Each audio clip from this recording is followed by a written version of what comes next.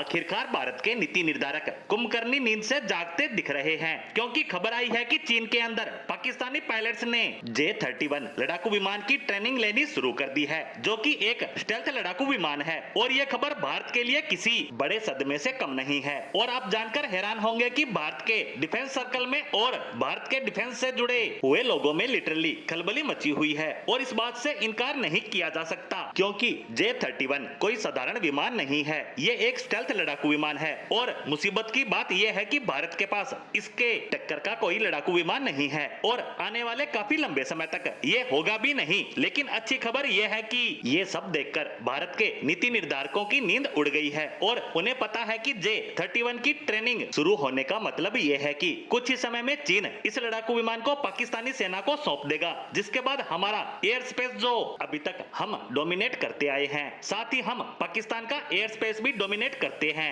क्योंकि हमारी हवाई ताकत पाकिस्तान के मुकाबले ज्यादा है। लेकिन J-31 इसे बदल सकता है और पाकिस्तान न सिर्फ अपना बल्कि भारत का एयर स्पेस भी डोमिनेट करने की क्षमता हासिल कर लेगा। इसीलिए भारत को जल्द ही इसका कोई सॉल्यूशन निकालना होगा और अब उस पर काम शुरू हो गया है। दरअसल खबर आई है कि भारत की पार्लियामेंट डिफेंस कमेटी यानी भारतीय संसद की वो कमेटी जो कि डिफेंस के तमाम हलकों की जिम्मेदारी तय करती है, उससे सवाल जवाब करती है, साथ ही सरकार को सलाह भी देती है। इसी कमेटी ने एक बहुत बड़ा प्रपोजल भेजा है कि आप जल्द से जल्द 5th जनरेशन का फाइटर जेट किसी भी फॉरेन सप्लायर से टेम्परेरी सॉल्यूशन के तौर पर खरीदिए, यानी कि जब तक हम खुद का MK नहीं बना लेते, यानी भारत का खुद का स्टेल्थ विमान बनकर तैयार नहीं होता, तब तक आप किसी भी फॉरेन सप्लायर से अस्थायी तौर पर यानी कि कम संख्या में जैसे 2 स्क्वाड्रन यानी 36 विमान ही ले लीजिए। और ये काम फास्ट ट्रैक से होना चाहिए। कहीं आप इसे खरीदे तो सही, लेकिन 2-3 साल सिर्फ बात करने, प्राइस सेट करने में ही लगा दें। साथ ही ये भी कहा गया है कि